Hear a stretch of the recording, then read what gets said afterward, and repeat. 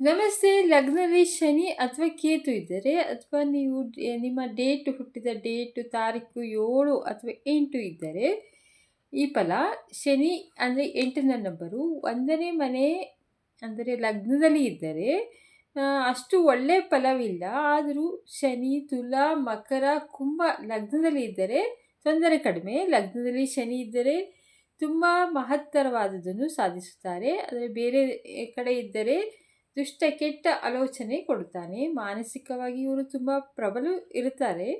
ಜಿಪುಣರು, ಸದಾ ಸಂಶೋಧನೆಯಲ್ಲಿ ಮುಳುಗುವರು, ಆಲಸಿಗಳು, ಕೆಟ್ಟ ಸಹವಾಸದಿಂದ ಹಾಳಾಗುತ್ತಾರೆ. ರವಿ ಜೊತೆ ಇದ್ದರೆ ಹಾನಿಯೂ ಆಗುತ್ತದೆ. 8ನೇ ತಾರೀಕು ಹುಟ್ಟಿದವರಿಗೆ ನೆನಪಿನ ಶಕ್ತಿ ಜಾಸ್ತಿ ಇರುತ್ತದೆ. ಜೀವನದಲ್ಲಿ ಎಂಜಾಯ್ ಮಾಡ್ತಾರೆ. ಫ್ಯಾಮಿಲಿ ಲೈಫನ್ನು ಇಷ್ಟಪಡ್ತಾರೆ. ಎಲ್ಲ ಕೆಲಸ ಆದರೆ ನಿಧಾನ ಆಗುತ್ತೆ. ಅದರಲ್ಲೂ ದುಡ್ಡಿಗೆ ಸಂಬಂಧಪಟ್ಟ ವ್ಯವಹಾರ ಸಕ್ಸಸ್ ಲೇಟಾಗಿ ಸಿಗುತ್ತದೆ. ಅವರಿಗೆ ಗುಡ್ ಕ್ವಾಲಿಟಿ ಅಂದರೆ ಪ್ರಾಕ್ಟಿಕಲ್ ಆಗಿರ್ತಾರೆ, ಸಿಸ್ಟಮೆಟಿಕ್, ಸ್ಟಡಿ. ಬ್ಯಾಡ್ ಅಂದರೆ ನರ್ವಸ್ನೆಸ್ಸು, ಲೇಸಿನೆಸ್ಸು ಇರುತ್ತದೆ. 7ನೇ ತಾರೀಕು ಹುಟ್ಟಿದವರು ಅಥವಾ ಲಗ್ನದಲ್ಲಿ ಕೇತು ಇದ್ದರೆ ಅಂದರೆ 1ನೇ ಮನೆಯಲ್ಲಿ ಕೇತು ಇದ್ದರೆ ವ್ಯವಹಾರ ಕುಶಲರು, ಆದರೆ ಅನಾರೋಗ್ಯ ಸಮಸ್ಯೆ ಇವರಿಗೆ ಕಾಡುತ್ತಿರುತ್ತದೆ. ಹೆದರಿಕೆ, ದುರ್ಬಲವಾದ ಮನಸ್ಸು ಇರುತ್ತದೆ.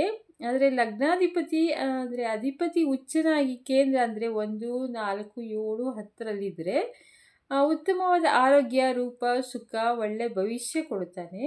ಲಗ್ನದ ಅಧಿಪತಿ ಸ್ವಕ್ಷೇತ್ರ, ಮಿತ್ರಕ್ಷೇತ್ರ ಅಥವಾ 9 ಮನೆಯಲ್ಲಿದ್ದರೆ ಒಳ್ಳೆಯ ಫಲ ಸಿಗುತ್ತದೆ. ಆದರೆ ನೀಚ ಆಗಿದ್ದರೆ, ಶತ್ರು ಜೊತೆ ಇದ್ದರೆ ಕೆಟ್ಟ ಫಲ ಸಿಗುತ್ತದೆ. ಹಾಗೆ ಗಣಪತಿ ಪೂಜೆ ಜಪ ಮಾಡಿದರೆ ಒಳ್ಳೆಯದು.